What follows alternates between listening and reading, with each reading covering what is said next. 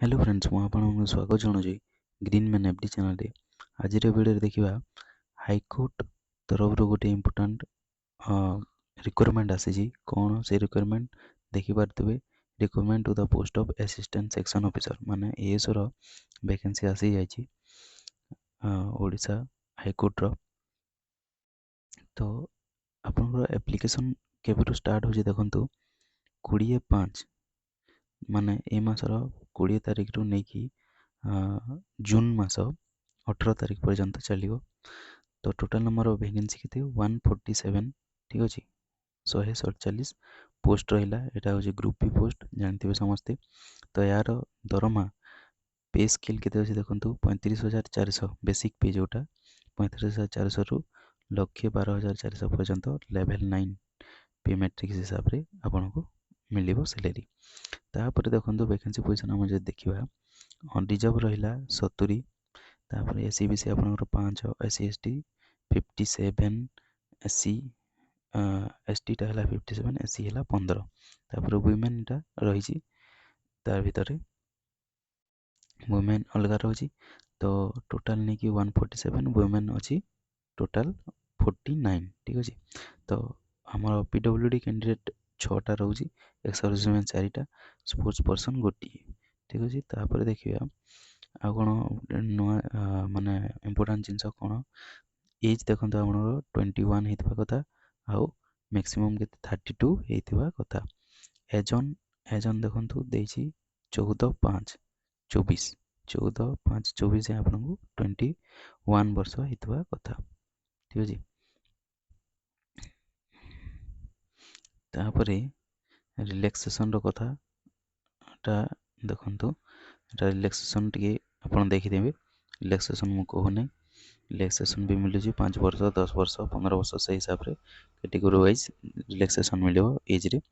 ତାପରେ ଏଇଟା bachelor degree. ତା ଏକ୍ଜାମିନେସନ୍ ଫିସ୍ ଦେଖନ୍ତୁ, ଏଇଟା ହେଉଛି ଆପଣଙ୍କର 500 ରୁପିଜ୍ ରହିବ, ନନ୍ ରିଫଣ୍ଡେବୁଲ୍, ନନ୍ ଆଡ଼ଜଷ୍ଟେବୁଲ୍, ଯେଉଁଟାକି ଆପଣଙ୍କର 500 ରୁପିଜ୍ ଦେବାକୁ ପଡ଼ିବ। ତାପରେ ପେମେଣ୍ଟ କାହାକୁ ଦେବାକୁ ପଡ଼ିବ ନାହିଁ। ଦେଖନ୍ତୁ ଆପଣ ଯଦି SC STରୁ ଯଦି ବିଲଙ୍ଗସ୍ କରୁଛନ୍ତି, ତ କିମ୍ବା PWD କ୍ୟାଣ୍ଡିଡେଟ୍ ହେଇଛନ୍ତି, ହେଲେ ଆପଣଙ୍କୁ ପେମେଣ୍ଟ ଦେବାକୁ ପଡ଼ିବ ନାହିଁ।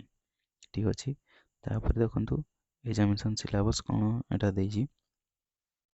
ପ୍ରିଲିମ୍ ଏକ୍ଜାମ୍, ତାପରେ ମେନ୍ ହେବ, ତାପରେ କମ୍ପ୍ୟୁଟର ଆପ୍ଲିକେସନ୍ ଟେଷ୍ଟ ହେବ, ତାପରେ ଭାଇଭା ଭଏସ୍, 4ଟି ଜିନିଷ ହେବ। ପ୍ରିଲିମ୍ 150 ମାର୍କର 2 ଘଣ୍ଟା। ଠିକ୍ ଅଛି, 150 ମାର୍କ 2 ଘଣ୍ଟା, ଯେଉଁଟାକି ଆପଣଙ୍କର GK ଆସିବ, ଇଂଲିଶ ଆସିଲା, ତାପରେ ରିଜନିଂ ଆଉ ଆପଣଙ୍କର ମ୍ୟାଥ୍, 4ଟା ଜିନିଷ ନେଇକି 150 ମାର୍କ ଅବଜେକ୍ଟିଭ୍ ଟାଇପ୍ ଆସିବ ଆପଣଙ୍କର। ତାପରେ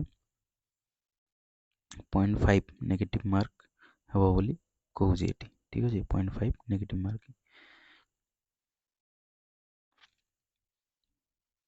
ଠିକ୍ ଅଛି, ତାପରେ ଦେଖନ୍ତୁ ମେନ୍ ଜିନିଷ ଏଠି ଆପଣଙ୍କର ମେନ୍ ରିଟିନ୍ ଏକ୍ଜାମ୍ ଯେଉଁଟା ରହିଲା, 300 ମାର୍କ ଆପଣଙ୍କର ମେନ୍ ରିଟିନ୍ ଏକ୍ଜାମ୍ ହେବ। 5 ଘଣ୍ଟା ଭିତରେ ଆପଣ ଡ୍ୟୁରେସନ୍ ରହିବ ଆପଣଙ୍କର। ତାପରେ ଇଂଲିଶ ଏସେ ସବଜେକ୍ଟିଭ୍ ଟାଇପ୍ ଇଂଲିଶ ରହିବ, ଏସେ, ପ୍ରେସିଜ୍ ରାଇଟିଂ, ଟ୍ରାନ୍ସଲେସନ୍ ଏସବୁ ରହିବ। ଗ୍ରାମାର ମଧ୍ୟ ରହିବ, କେତେଟା କ୍ୱେଶ୍ଚନ୍ ଟ୍ରାନ୍ସଲେସନ୍ ରହୁଛି। ତାପରେ ମ୍ୟାଥ୍ରେ ଯଦି ଦେଖିବା 100 ମାର୍କ ଟୋଟାଲ୍ 2 ଘଣ୍ଟା, ଇଂଲିଶ ବି 100 ମାର୍କ 2 ଘଣ୍ଟା। ତ ମ୍ୟାଥ୍ରେ ଦେଖନ୍ତୁ arithmetic, algebra, mensuration, static, probability ସବୁ ରହିଗଲା ଏଠି। ଠିକ୍ ଅଛି, ତ ମ୍ୟାଥ୍। ତାପରେ ଗଲା ଆପଣଙ୍କର GK ଆସିଲା, GK ଆଉ ରିଜନିଂରେ 100 ମାର୍କସ୍ 1 ଘଣ୍ଟା। ଠିକ୍ ଅଛି, ତ current affair, national international event ସବୁ ଏସବୁ ଆପଣଙ୍କର ରହିବ। ତାପରେ ଦେଖନ୍ତୁ ଏଇଠି ଆପଣଙ୍କର ମେନ୍ ରିଟିନ୍ ଏକ୍ଜାମିନେସନ୍ ଗଲା। ତାପରେ ଆପଣଙ୍କର କମ୍ପ୍ୟୁଟର ଯଦି ଦେଖିବା 100 ମାର୍କ ରହିବ, ଆପ୍ଲିକେସନ୍ ଟେଷ୍ଟ, ଥିଓରି 50 ଆଉ ସ୍କିଲ୍ ଟେଷ୍ଟ 50, ଯେଉଁଟାକି ଦୁଇ ମାନେ ଥିଓରି ବି 30 ମିନିଟ୍ ଆପଣଙ୍କୁ ମିଳିବ, ସ୍କିଲ୍ ଟେଷ୍ଟ ପାଇଁ ବି 30 ମିନିଟ୍ ମିଳିବ। ଭାଇଭା ଭଏସ୍ ତାପରେ ଆପଣଙ୍କର 40 ମାର୍କ ଭାଇଭା ଭଏସ୍ ରହୁଛି। ତ ଫାଇନାଲ୍ ଏସବୁ ପରେ ଫାଇନାଲ୍ ଲିଷ୍ଟ ଆପଣଙ୍କର ବାହାରିବ।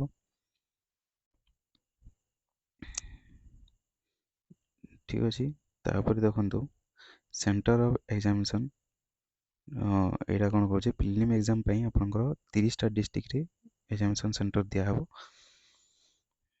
ଠିକ୍ ଅଛି। ତ ପ୍ରିଫରେନ୍ସ ଆପଣ ଯେତେବେଳେ ଦେବେ ପ୍ରିଫରେନ୍ସ ଆପ୍ଲିକେସନ୍ ଅନଲାଇନ୍ ଆପ୍ଲିକେସନ୍ କଲାବେଳେ ଆପଣ 3ଟା ଡିଷ୍ଟ୍ରିକ୍ଟ ପ୍ରିଫରେନ୍ସ ଦେଇପାରିବେ। ଠିକ୍ ଅଛି, ଆପଣଙ୍କର ହିସାବରେ କେଉଁ ଜାଗାରେ ଆପଣ ଏକ୍ଜାମ୍ ଦେବେ। ଠିକ୍ ଅଛି, ତ ଏଇ ଇମ୍ପୋର୍ଟାଣ୍ଟ ଯାହା ଥିଲା ଜିନିଷ ମୁଁ କହିଦେଲି। ଆଉ କ'ଣ ଅଛି ଦେଖନ୍ତୁ, ଏଇଟା SCPC ସାର୍ଟିଫିକେଟ୍ ଆପଣଙ୍କର ତ ସାର୍ଟିଫିକେଟ୍ ଗୋଟେ ଲିଷ୍ଟ ଦିଆହେଇଛି। SCPC ସାର୍ଟିଫିକେଟ୍ ଯଦି ହେଇଥିବ ଆପଣଙ୍କର 3 ବର୍ଷ ଭିତରେ ହେଇଥିବ, 3 ବର୍ଷରୁ ଅଧିକା ପୁରୁଣା ହେଇନଥିବ। ଠିକ୍ ଅଛି, ତାପରେ ଆପଣଙ୍କର